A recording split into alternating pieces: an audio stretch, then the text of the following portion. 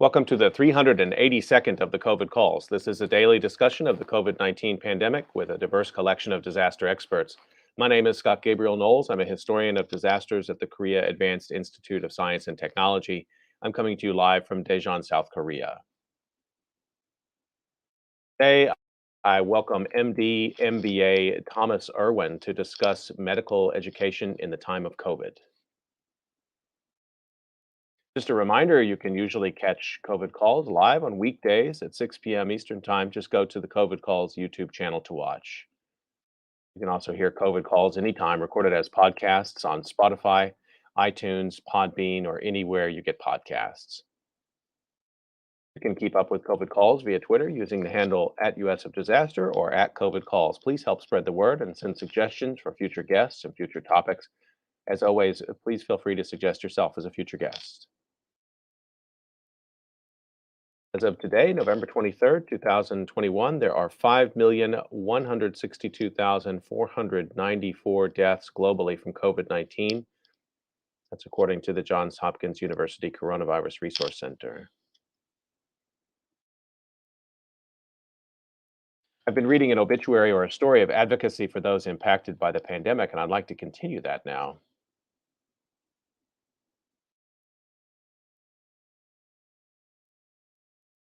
The headline is Final Year Passed Now.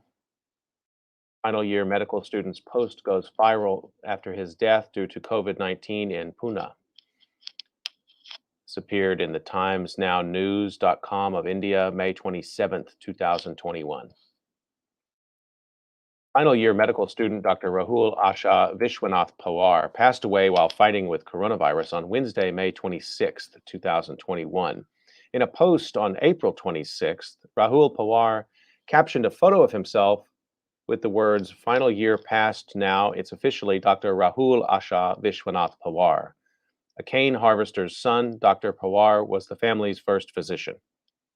Dr. Pawar, who has an outstanding academic record, was accepted to the 5-year MBBS program at Maharashtra Institute of Medical Science and Research, Latur. Rahul's older brother, Sakin, dropped out of school to help him become a doctor. Rahul attended government schools during his early years. The young doctor returned to his village soon after completing his final examination in April. He started showing symptoms of COVID 19 on April 26th and was admitted to Majulgan Hospital in Bede district. Following his worsening condition, he was moved to MGM Medical College and Hospital in Aurangabad. By May 6th, our internships had started, but Rahul was admitted. His brothers would talk to us daily to understand his condition, Dr. Gutta said, as per the Indian Express. He had exhausted all means of financing his treatment at that point when his friends decided to crowdsource it. Several friends contributed to a social media campaign to raise funds on May 20th. It was this move that attracted the attention of the authorities, which led the Minister of Medical Education to announce that his treatment would be sponsored. All this happened once we took to social media. By then, the hospital had already decided to waive the further cost of his treatment. Dr. Gutta and his friends realized Rahul's serious condition when he was placed on a mechanical ventilator, even though the family was hopeful he would be able to recover. The last time he spoke to us on May 15th through video call, he expressed his desire to join his internship soon.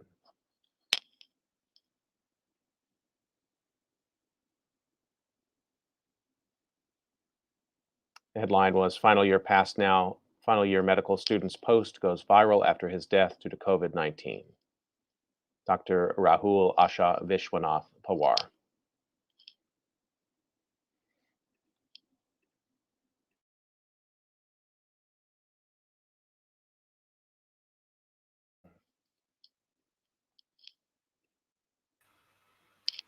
Okay, I'd like to turn to my conversation for today, and let me introduce my guest, Dr. Tom Irwin. Tom Irwin is a Hi. graduate of the MD MBA program at the University of Kansas School of Medicine in Kansas City.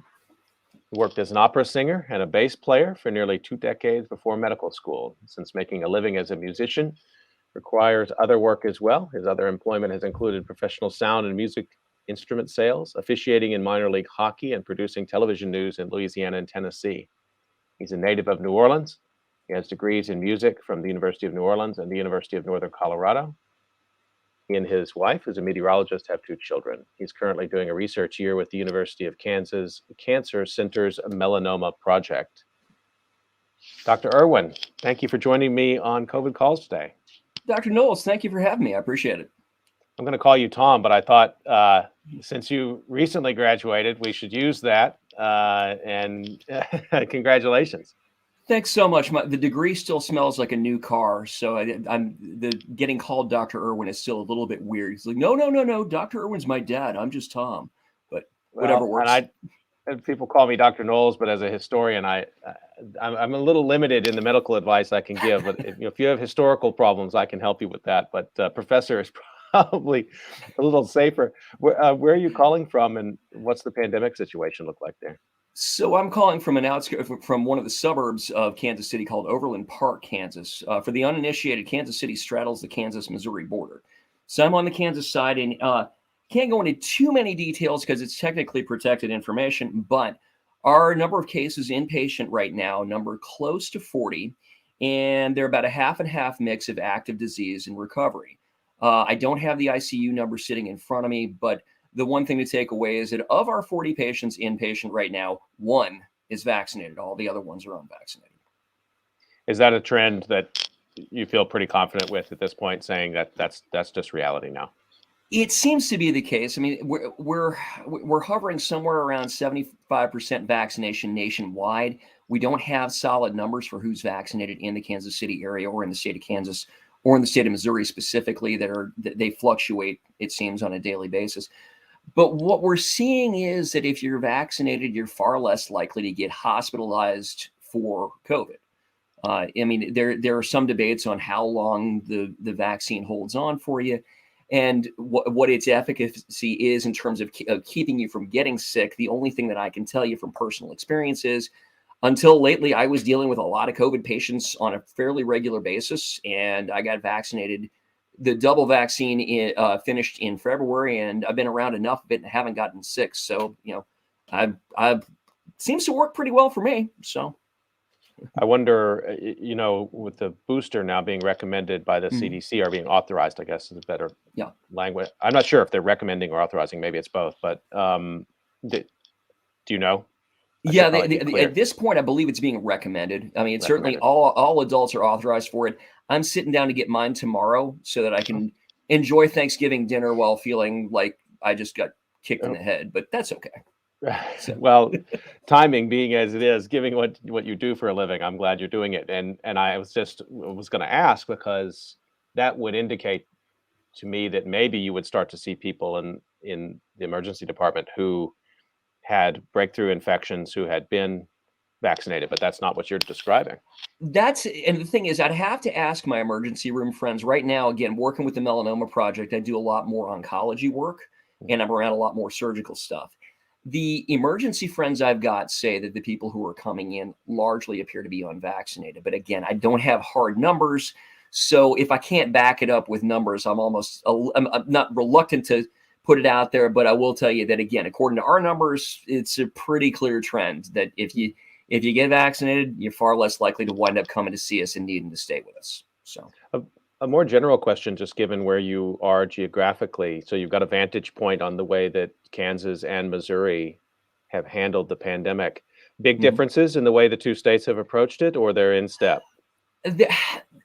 Well, the thing that has largely happened here is that both states have taken somewhat of a hands-off approach. You see more aggressive measures, particularly with masking in the major metropolitan areas. Well, there's only one or two significance, the wrong term. That sounds horribly snobbish, and I apologize. But the two major metropolitan areas in Kansas are Wichita and the Kansas side of Kansas City. In Missouri, you have St. Louis and Kansas City, but you also have Springfield. Springfield is the southwest corner of Missouri, and they had a really hard time with it. And they had a very high hospitalization rate. They also had a lot more vaccine holdouts. But in general, I think that what we're seeing is there is a much less aggressive approach to mandates here that has really put the decisions in the hands of the individual patients, for lack of a better word, individual citizens, really. And that has led to slower uptake in some parts of both states. So it's a bit of a double-edged sword. You have people who are a lot less angry about what they might consider government overreach, but at the same time, you also have a fair number of people who got really, really, really sick. So, you kind of have to pick your poison there. Thanks for that Sure. sort of landscape view there. Whenever I get a chance to talk to somebody who lives on a state line in the United States, it's important to try to see how states have collaborated through all of this. I think those differences are probably maybe more pronounced earlier in the pandemic than they are by this point. I wonder, just speaking personally, would you share a memory of your time in COVID, something that sticks with you, that really defines this time for you? There are a couple. The first one's kind of a downer, so I apologize in advance. But the end of the first week, my dog, who had been with me, she'd made it to 12 years old. She'd been with me through the births of both my children. Had been with me when I left the opera business to go back to school and to get into medical school. She passed away. She had a brain tumor, and that cost her her life. And that was not the way that I wanted to kick off my time in quarantine. At the same time, the memory is that there are some positive ones as well. By hook or by crook, I wound up getting to spend a lot more time with my children. And particularly as I enter the next phase of my career, where my time is very definitely not my own, not that it really was in the first place, but still, being able to spend time with my children, being able to spend time outdoors, getting away from the screens, getting into nature. Again, on the Kansas side, because of them taking a much less aggressive approach, you could still go outside. You didn't have to pin the kids up inside and things like that. So we were able to go take big nature walks, and we were able to go see a lot of wildlife, night side walks, watching the owls fledge, watching the deer come out, watching the rabbits come out. There really was a lot of good to it. And if anything, I think it strengthened my relationship with my kids. Um, I'm sorry about the loss of your dog, especially at that time, and those two different stories are in tension, but I think they really capture what a lot of people have gone through this Well, time, and yeah, the people that I talked to that I felt the worst for, my sister lives in New York City, and they were locked down. And right. and some of my friends who were in 400, 800 square foot apartments were going stir crazy after a couple of weeks. And that was not something that I wanted to experience. I knew what they were going through. Again, I mean, a lot of my friends from the opera business who were still in the New York City area were saying, when they let us out of here, can we come visit? And I'm thinking to myself, Mhm. yeah, that's probably a healthy thing for you to do. Come out to flyover country and see how flyovery it is. You might actually want to stay. Yeah. So Right, right. Well, just to remind everybody you're listening to COVID Calls, and I'm talking to Dr. Thomas Irwin today about what it's like to be a new doctor in this time of COVID-19. And I want to get to that. I want to get to every detail of that. But first of all, I want to find out, since you have such an interesting background before medicine, why did you decide? Well, let's back up even before that about your music sure. career. Tell us a little bit Yeah. about your life in music, and then I'm interested to know, going from that, why you decided to go and transition into medicine. Well, the music career was interesting. I made my living primarily as an opera singer and sang in something like 37 of 50 states. This is going to sound like resume dropping, but over 60 leading and supporting roles in opera houses, doing concert work, doing musical theater around the United States, a little bit in Canada, a little bit in the Dominican Republic, blah, blah, blah. And the the other thing that I also did was I was a bass player. I was primarily a rock bass player, but I have some jazz training as well. So I wound up also playing bass, either in support of acts you might have heard of and things like that, and rubbing elbows with a lot of name artists and things of that ilk. What happened was I knew I wanted to be a doctor when I was 3 years old. My father's a doctor, my grandfather's a doctor, and I will think until the end of my days, and my father secretly at night wears a big red cape with a yellow S on it and gallivants around the world saving lives. Most of this is true. And so when I was growing up, though, I started to show talent in music, and all of the doctors in my life all told me the same thing. They said, do the music thing until the wheels fall off. If you stop doing music, if it stops being fun, medicine will always be here for you. And it's certainly an unusual path to take to get into medicine, but they sure were right. What really kind of set things into motion for the career change was in 2008, we had the subprime housing financial crisis, and that sank a lot of major opera companies around the United States. And so you had groups like Opera Pacific, which were in Anaheim, California. You had Opera Orlando, you had Opera Baltimore, et cetera, et cetera. New York City Opera wound up going under. San Francisco Opera came very close to going under, and so on and so forth. And what that does is it's comparable to what would happen if you contracted, say, 8 Major League Baseball teams. All of a sudden, you have a bunch of major league talent all fighting for a lot fewer jobs. It puts downward pressure on the people who are batting in the minors. And I had just come off of 24 months straight of nonstop work. I had lived out of a suitcase and slept in my own bed for maybe 6 weeks out of the year in 2007 and 2008. And I had some contracts still to fulfill through 2009, but my wife looked at me and I looked at her, and we kind of came to the conclusions like, if you're going to get out, now's the time, because if you don't get out now, you may not be able to when you want to. And so what happened was I ran out the rest of my contracts through the end of 2009, but quietly decided, let me go back and take general chemistry in 5 weeks at the University of Texas at Arlington. I have made better decisions in my life. I got a B. I was proud of that, but that was an unholy workload after not seeing math for 10 years. So it was a rude awakening to, yeah, you're going to be working, Tom. Here we go. So. Wow. Well, being from Arlington, born and raised, I can totally picture that, probably the building you went into and what that looked like. Although as a historian, chemistry was never my strong suit. But just follow up on that a little bit, maybe just to talk about the experience of performing like that. What was it that sustained you through that? Is it the music itself? Was it the sort of relationship with the audience? I mean, opera is a really highly specific art form, is incredibly demanding on performers. I mean, all forms are, but that one I think of as very strenuous. Well, a lot of what drove me for a while was when you get out of graduate school, because what happens with most people is you don't hatch from your undergrad being ready to go out and take on a lot of major roles. There's a physical growth process that still continues, where the male voice doesn't really hit its peak until the age of about 45 through about the age of 55 to 60.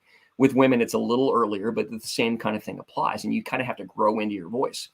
So a lot of folks wind up doing a master's degree unless they're just rock star, demigod status coming out of undergraduate.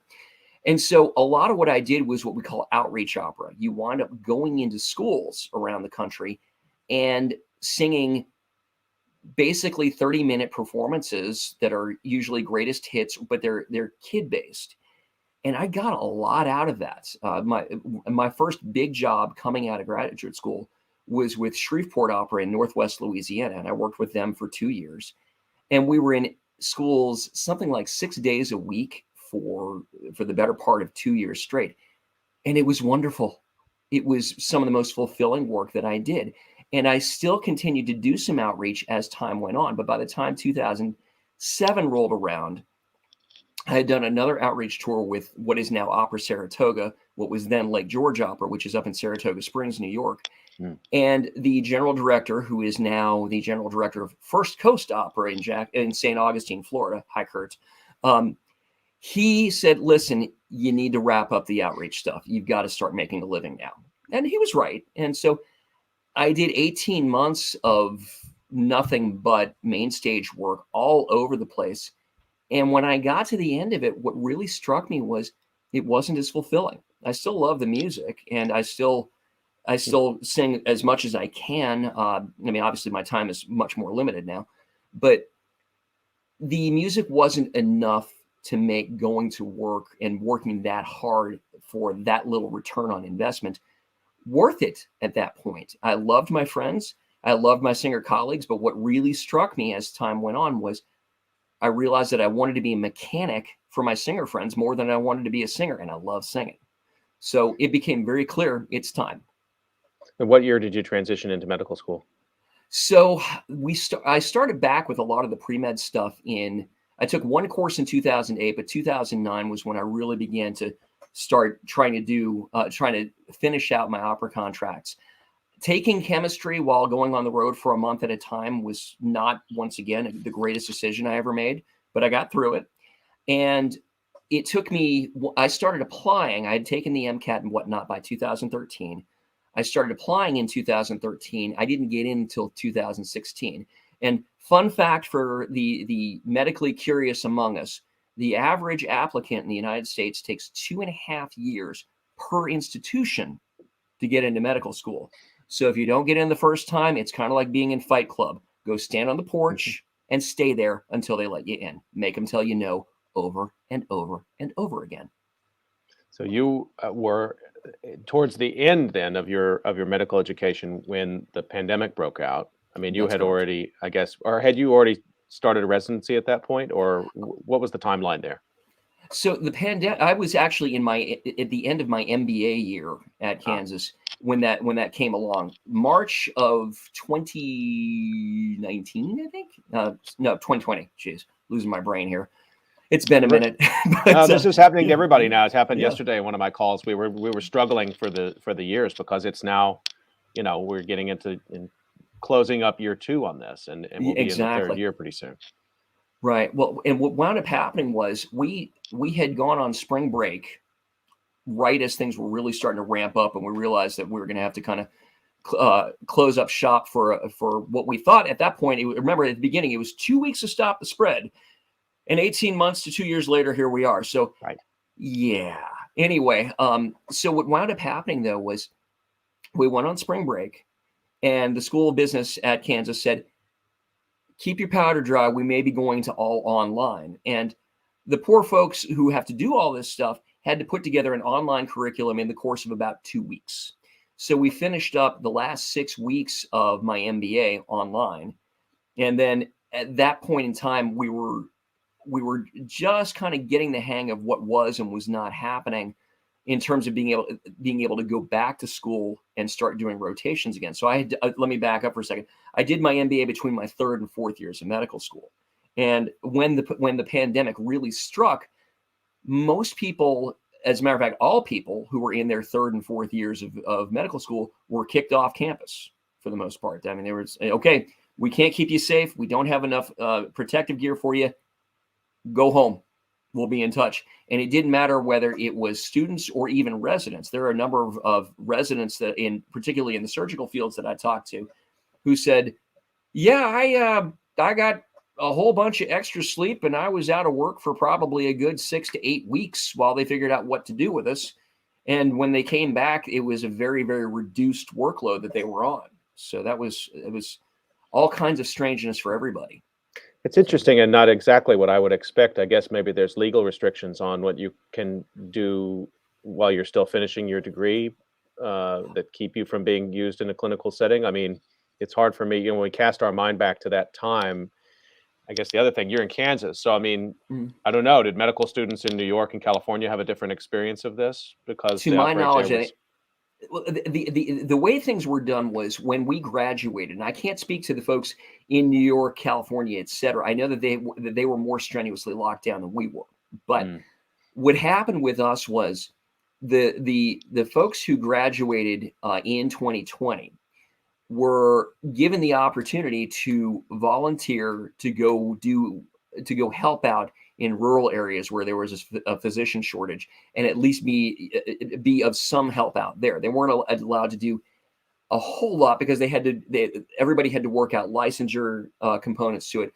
But a lot of the caution that was used was, to my understanding. Now, this is what I'm about to say does not speak for the University of Kansas School of Medicine. I don't know what the thinking was at that point, but the decision was made that we don't have enough gear, and we can't really keep you safe. The best thing we can do to make sure that nobody gets themselves into trouble is have you hang back while we get a handle on this situation. So that's largely what they did. So, But how tightly organized is the average medical school curriculum? I mean, is there any space in there for 6 weeks, not off, but 6 weeks sort of out of phase? And I ask this because other medical students I've spoken to, you're graduated now, but students who are sure. either along in the track or recently graduated, they really talk about how the differences in the different years are pretty profound. So They if you're in are. year one, it's one thing. If you're in year two or three, it's a quite different thing. So when you become more advanced, is there more slack in the system or no? There's usually more room. There's more room to maneuver. With Kansas, they tend to give us a lot of time off after what we call match day, where we find out where we're headed for residency and what have you. And so that eased the burden a little bit. There were some people who still had to do a few electives and things like that. During third year was when it was the worst for most of these people, because they're in the middle of their 6 core rotations that sort of define how their clinical grades are. Because the when you're making the decision to interview or not interview a candidate, you're looking at 2 sets of board scores and you're looking at 3 years of medical school. The fourth year, at least for us, was somewhat superfluous. It's really, at that point, it's more electives, it's more establishing what it is you want to do with the rest of your life. And so there was more room to maneuver for fourth year students. Third year students in particular, however, really got thrown behind the 8 ball, because if you're on surgery or if you're on OBGYN, you can't really deliver babies via Zoom. Right. You can't really cut somebody open or sew up a cut on Zoom, and let alone see procedures, because thou shalt not bring the camera into the operating room. Right, right. And tell me a little bit about the MBA and the thinking of merging an MD and an MBA training. Why was that a good fit for you? That was something that goes back to all the doctors I was around growing up. They all said the same thing. And it was underscored by my father, who has his own practice in Louisiana. They all said the same thing. You get into practice and you know all this stuff about medicine, and you realize that it's a business, and you need to know something about business to really be able to compete and to really be able to manage the things that are going on around you. Even if you're working for a big shop, if you're working for a big academic shop, if you're working for another big shop like Kaiser Permanente, or if you're working for HCA or any of the big provider groups in the country, if you don't know the cellular pathway of a dollar, you can still make a living, but you're really at the mercy of other people. And in order to be able to understand what's going on that drives how healthcare evolves in this country, you need to understand the money behind it. The other thing that it also does is, I didn't know this was going to happen when I got in there, but it gave me the first formal leadership training I'd had. The nice thing about the Kansas MBA, I'm going to plug them for a moment here, is that they bring in 6 supply officers from the Navy every year. That are the Navy, to my knowledge, has a fairly aggressive competition for these supply officers to get that MBA program to teach them how to manage, particularly petroleum supplies, but keep the fleet going. And having them around to help with the leadership training process was absolutely invaluable. I really learned a ton about that from them. But also understanding the supply chain, understanding where you can have vulnerabilities to the point where when you need to explain why, doc, we can't do this surgery today because we don't have the gear. Okay, where's the problem? Is the problem at the user level? Is it at the distributor level? Is it at the manufacturer level? And what have you?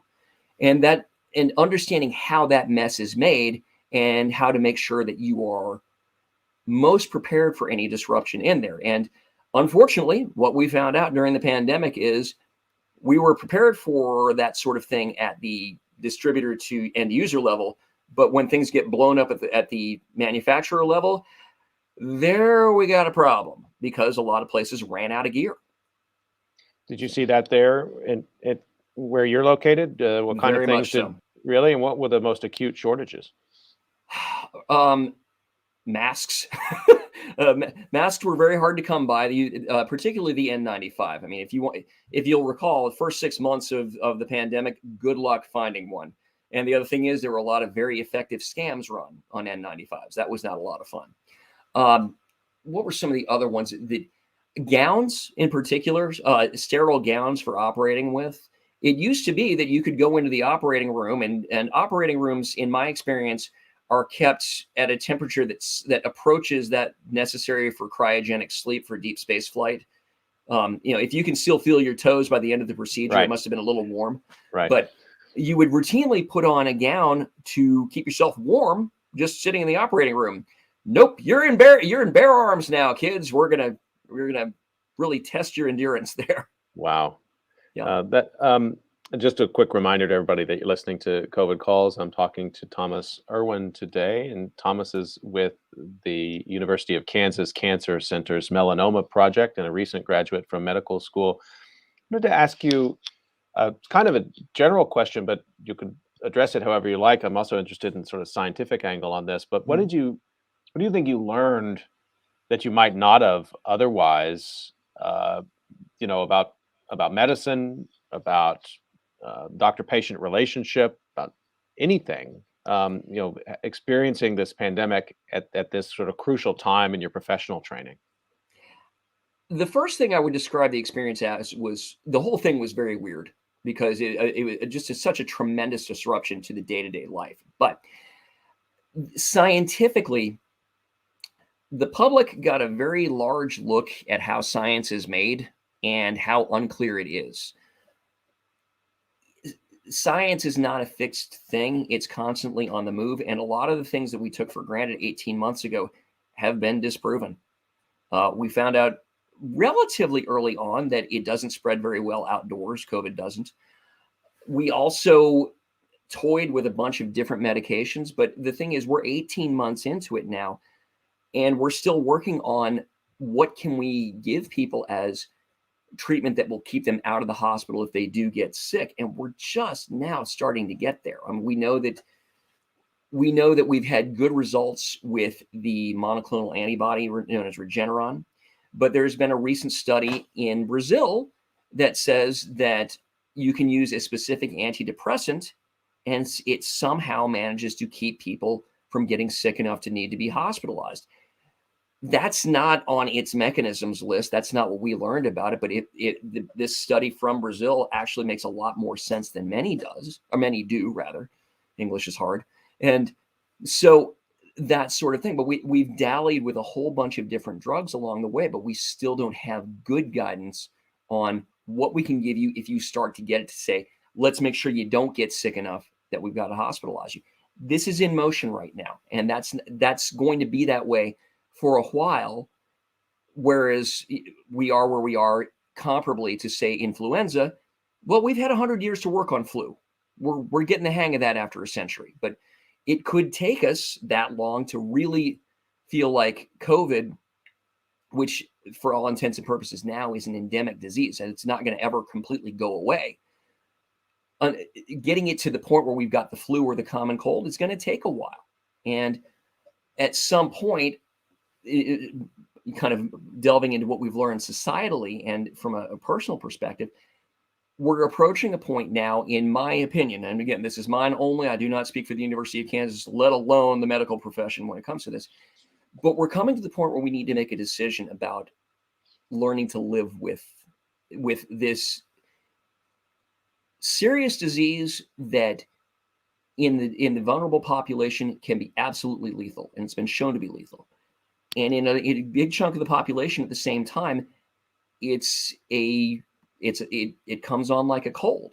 We don't know why that is, and we need to figure out why that is. But what we've done in the meantime is that we did what we had to do early on, but we've stayed stuck in that early on mentality in a lot of parts of the country and of the world, and people are pushing back. Which leads me to the next point, which is the main thing I learned as a doctor is that we need to really work on our sales pitch and on our customer service skills. Because if we want people to be compliant with getting vaccinated, with trusting us that we're going to steer them the right way on what medications to use and things of that ilk. There has been a segment of medicine that has said, because I said so. And I would humbly point out to my dear colleagues, that didn't work when your dad said that to you when you were 5. What makes you think it's going to work on adults? And so what I've seen, though, what I'm very encouraged by, is I'm seeing a lot greater effort made by a lot of physicians to reestablish one of the things we talk about in medical school, which is the patient-provider partnership approach to things. What we do, what I do as your doctor, what you do as my patient in terms of your treatment has to be something we agree upon. And if I can't sell you on it, it doesn't matter how good an idea it is, you're not going to do it. And if the effort is not made to improve that sales pitch, to figure out how do I reach my patient where they are, to understand where they're coming from so that they understand where I'm coming from, and so we can find that middle ground that's going to lead to their best outcomes, we're just yelling at each other. And if we want to do that, we can go to social media for that. Whole other topic. Learn to hate social media over the last several months.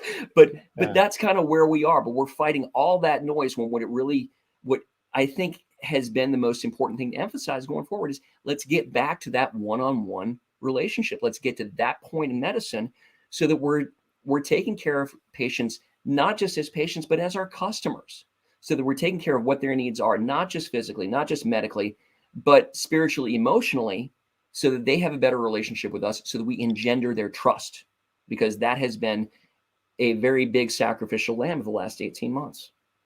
That's a fascinating set of insights. Thank you. And I wonder, since you are part of a multi-generational family of doctors, if if you see a trend, or if that's something that's spoken of in your family. This issue of trust, of course, has been paramount in the pandemic, in the United States particularly.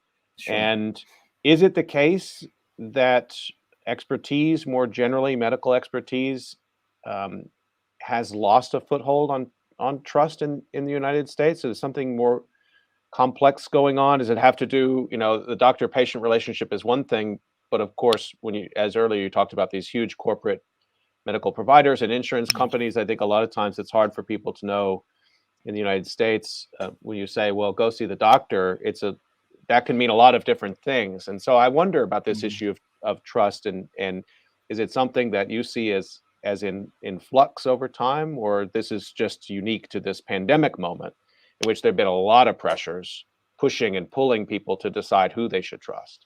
Right. The thing is, it's not isolated solely to the United States. First and foremost, my contacts that I have are largely in Canada and in Europe, and they all say the same thing, that there is a great amount of mistrust going on in Canada, in Western Europe, and we see some of it in Eastern Europe as well, where a lot of people don't trust what they're hearing from their experts, he said in air quotes.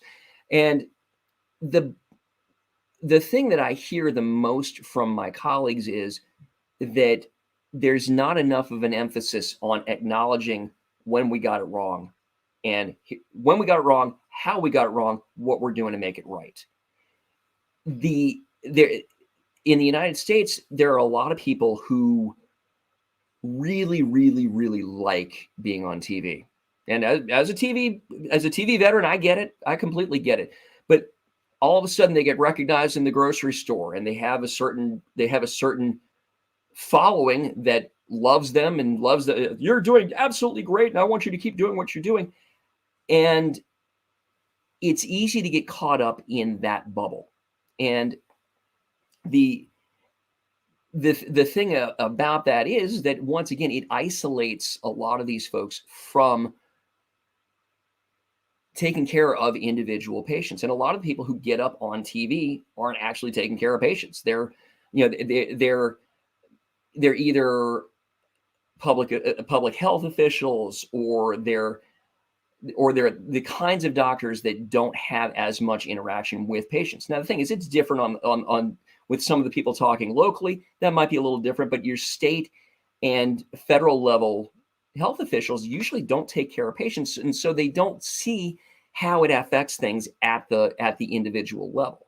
If that's kind of answering the question. I kind of got a feel from it, lost my train of thought in there. So No, I think get me no, back on board there. absolutely. But yeah. No, I think that's but there's a tension in there that's very hard Mhm, to escape, which is that, for people who move into positions of, say, policy making and leadership, mhm, be very hard for them to keep, if we're in science, very hard for them to keep the lab going, or if they're in medical practice, very hard to keep the medical practice going. And I think you're speaking, obviously, you're speaking to me, at least, of a mhm. really acute need that we've seen, and maybe it had already been happening, but the pandemic has really shined a bright light on it. This that you don't build trust. Um, Experts don't build trust, and then it's a one-time thing. And No. I think this is true for educators. I think it's true for engineers. I think it's Mhm. true for politicians. Um, that it's a constant. It's part of a relationship. And in places where that relationship was either non-existent to begin with, or frayed, that this pandemic wasn't just about, can we get people into an ICU? It was, can we get people to trust that the government and these doctors have their best interest in heart? And it's been painful to watch, frankly. And you've also seen the regrettable thing about this is that politics has become the national religion in the United States, for better or for worse. And for my take, for worse. You had a massive flip of attitudes right around election day. You had people saying, "I'm not taking Trump's vaccine," and now they're like, "If you don't get vaccinated, or if you get COVID, it's a moral failing." Y'all, we got to stop that. We got to stop that. I mean, it doesn't help, because people getting sick is it avoidable sometimes? Yeah, it can be. But if we start, for instance, basing our judgments about treatment on people's moral failings, the emergency room is going to be out of business. Because what does the emergency room do? We put back together people who go through windshields because they had 4 beers before they drove. Hopefully they didn't kill anybody else. Or we get people who come in with sexually transmitted diseases. Well, that sort of thing. Or they come in and they've overdosed on drugs. We're not helping if we try to make moral judgments about our patients. That's not Right. our job. And the other thing is, we're doctors. We're not your mother-in-law, and we're not your priest or rabbi or your religious leader, whatever fits in that space for your religious leader. And I Right. think that we do ourselves a disservice as a profession if we lose sight of that.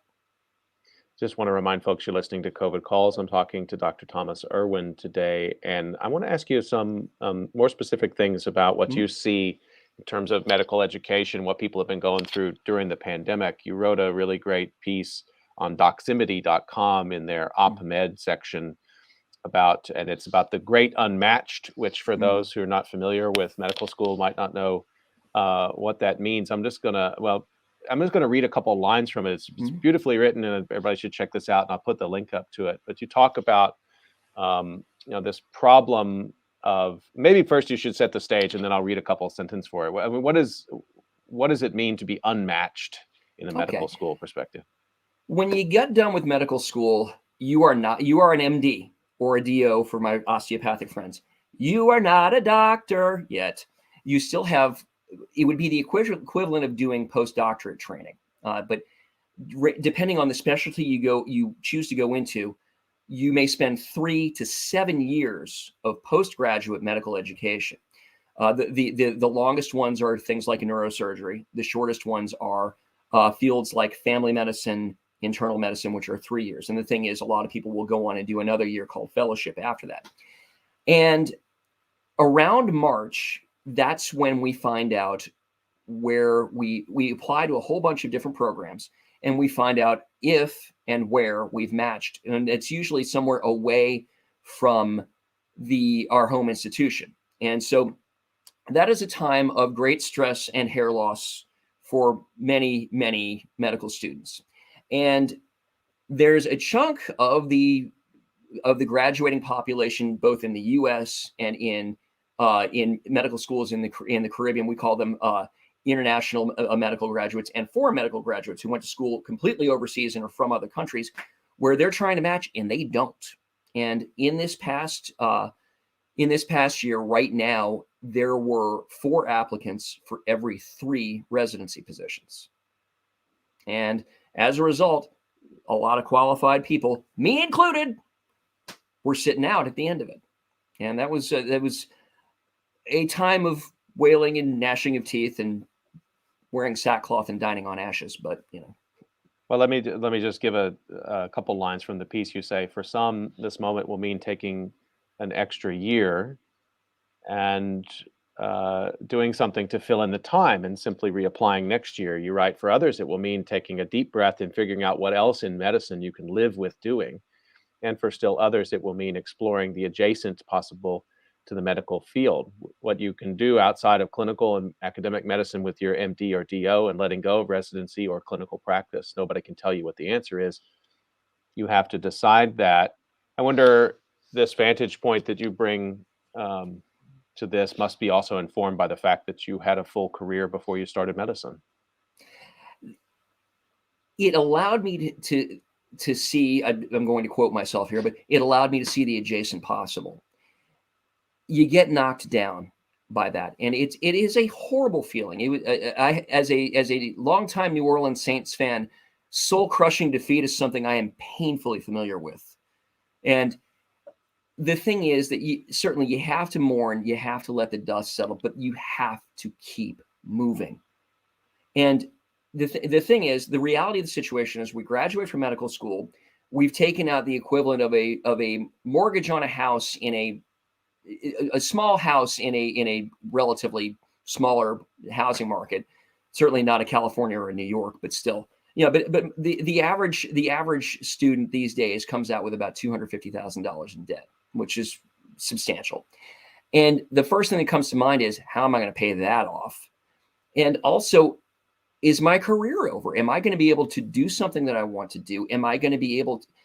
You are a doctor at that point. I mean, you're at least with the degree, but you can't practice because you have to go find something that will allow you to train to the point where you have enough genuine experience to practice. And you've got to figure out as well, once again, there are a lot of fields of medicine that you can get into, but can you live with that?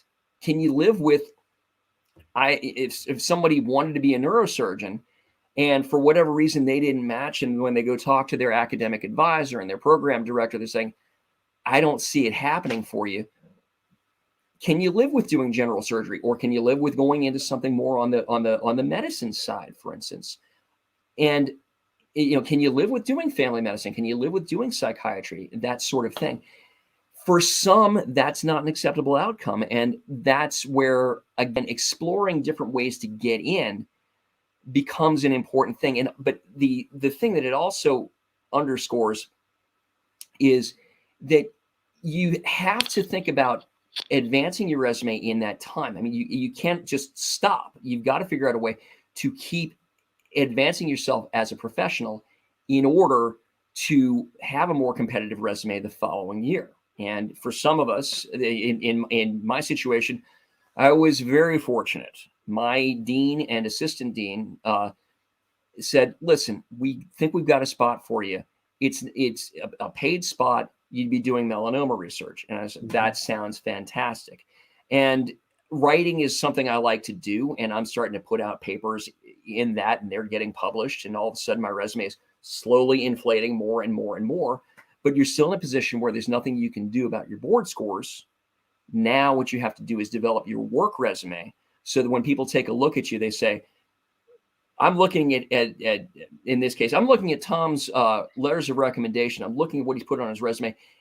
And the people he works with really love him. And tell you what, let's see if maybe there's a 1-year program, we call those preliminary years, where he can come in and audition for us for a year, and we'll see what we think.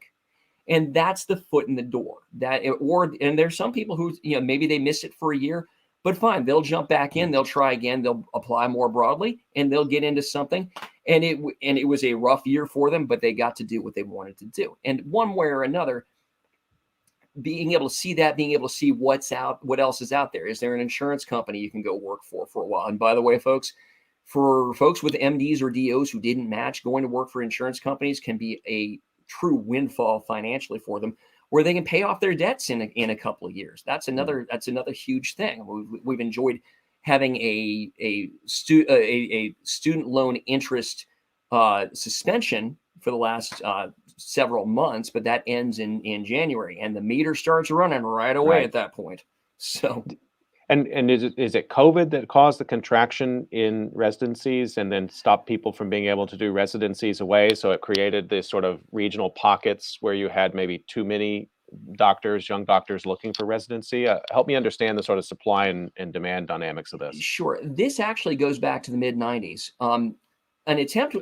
A lot of schools increase the size of their medical student classes. And I am not the foremost expert on exactly how this happened, because when this legislation was passed in the '90s, my hair was down to my waist and I wore any color as long as it was black.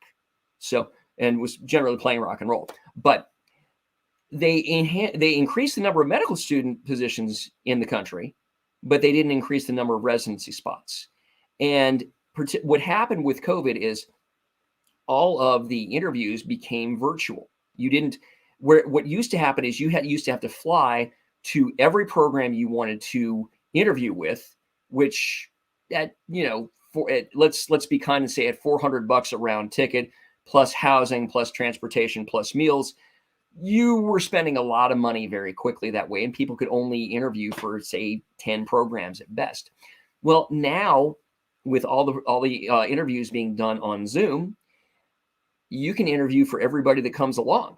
You don't have to choose. And then all of a sudden, where you might have had a list of programs that you interviewed with that listed about 10, now you can list 25, 30.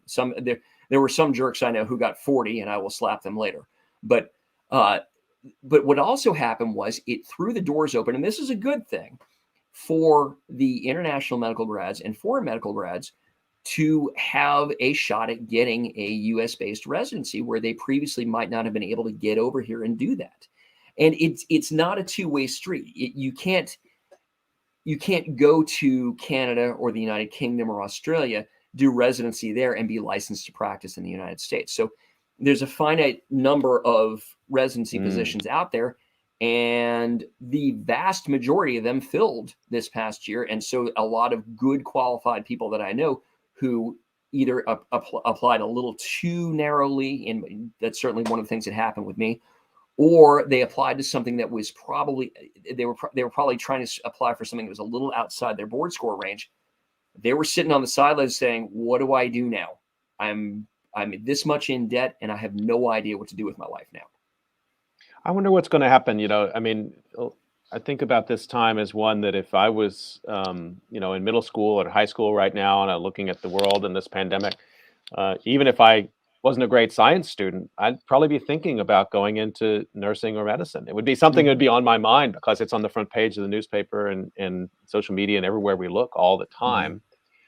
But what you're describing are sort of structural pressures within the profession, which have been exacerbated by the pandemic, that's creating a pinch point for people who are just at the moment when they should be being placed and getting that final training that they need to be doctors. So I wonder, I mean, what do you think might happen here? I mean, it seems a little counterintuitive, but do you worry that people are going to leave the profession now?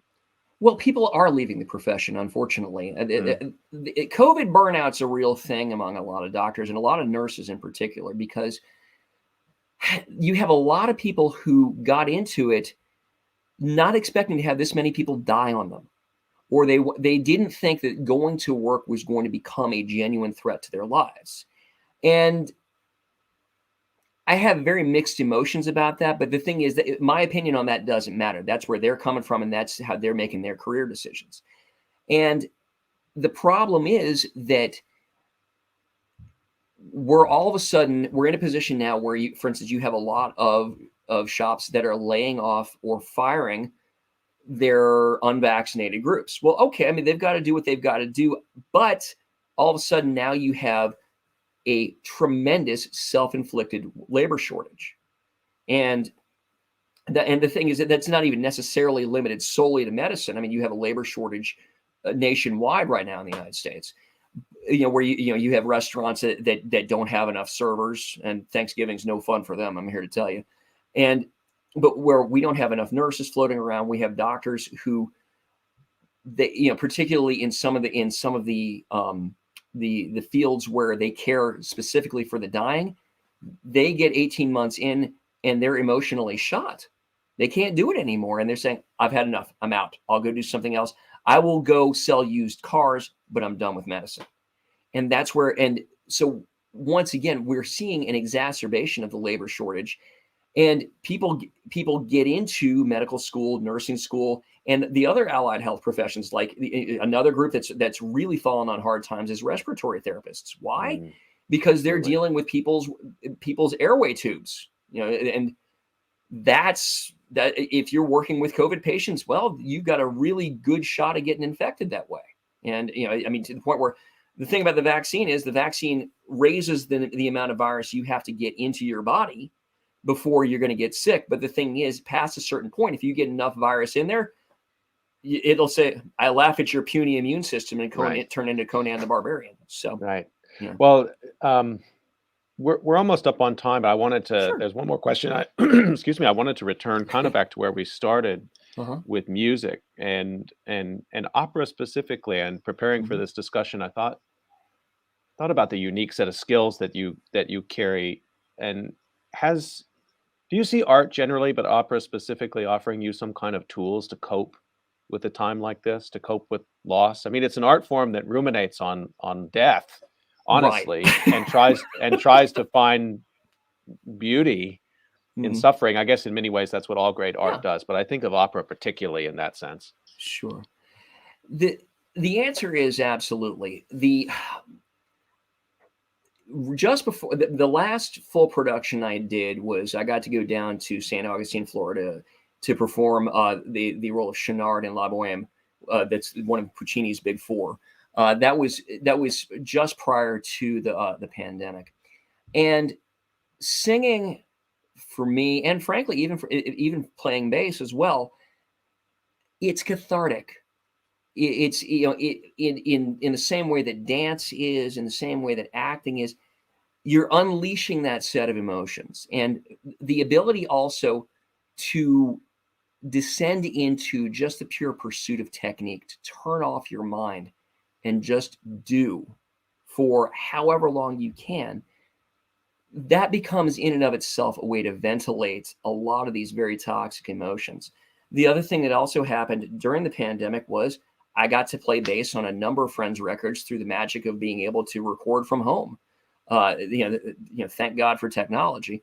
And you saw a number of acts do this. You saw these wonderful jam sessions. If memory serves, the Wilson sisters from Heart got together with Dave Grohl from the Foo Fighters and did nothing but jam on Heart covers. Awesome! Right. Wonderful! Love it! And the other thing was that I got to sit down and write some of my own stuff that we're still working on finishing up the recordings of. But these are songs that have been floating around in my brain since the mid 90s, and they might still sound like that. Don't judge me. But the upshot of all this is that it really does allow you to go hunt for the beauty in life. Because the thing is, with all the negativity that's going on out there, it's kind of like when if you're on social media, um, it's you see these people who put up videos of their pets and loving their pets, and you remind yourself that's what matters. Right. That's what we're here for. I mean, the thing is, nobody calls their dire enemy to yell at them when they're dying. They call their loved ones and whatnot. That's so borrowed from Love Actually, but it completely works. And as things have slowed down and whatnot, I got to go down and one of my best friends wrote a large orchestra piece, Requiem, and he wrote it around my voice. I got to go perform that this past Tuesday in Texarkana, Texas. It was wonderful. It was a great experience, and my kids got to go play with the orchestra. Can't ask for much more than that. And then as things slowly open up, as the flowers open in the 18 months, the winter of our discontent, I got to sing for Major League Soccer on national television this past weekend.